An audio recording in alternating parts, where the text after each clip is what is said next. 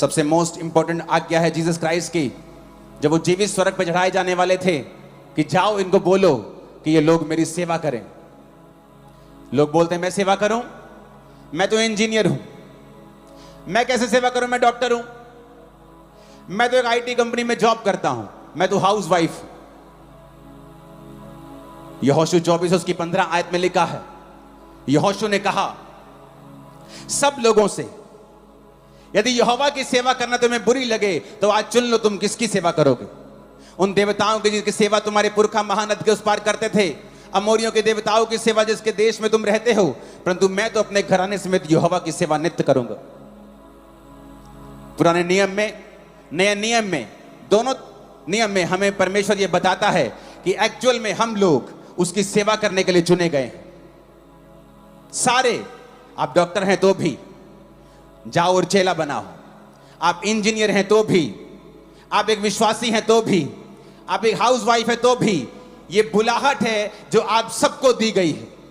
जब आप लोग इस बुलाहट पे नहीं चलेंगे, उसके बाद फिर निराशाएं हमारी जिंदगी में प्रवेश करेंगे, एक खालीपन प्रवेश करेगा बीमारी के रूप में। फिर आप कंप्लेंट करेंगे मेरा पति मेरी बात नहीं सुनता, मेरे बच्चे मेरी बात नहीं सुनते, मुझे वो सेटिस्फाइड नहीं करते, क्योंकि आप भूल गए अपने बाप को सेटिस्फाइड, अपने पिता को, अपने जीसस को सेटिस्फाइड करना, क्योंकि उसने आपको सेवा के लिए बुलाया है। ले होते थे जो उसके दर्शन को आगे लेके जाते थे। आप किस तरह से यीशु की सेवा करेंगी उससे पूछें और चुप ना बैठें, क्योंकि सेवा के बदले में उसने आपको बहुत सारी आशीषों का वायदा किया है। आपके दुश्मन के ऊपर फतह का वायदा किया है, अन्न जल पर आशीष का वायदा किया है, डिवाइन प्रोटेक्शन का वायदा किया है, आपकी लीगेसी चलती रहेगी वायदा किया है, लॉन्ग लाइफ का वायदा किया है, ऑनर का, इज्जत का वायदा किया है।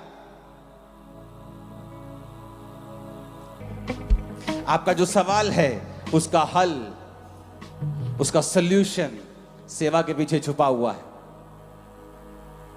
आपके दुखों का हल, रोने का हल आपकी सेवा के पीछे छुपा हुआ है।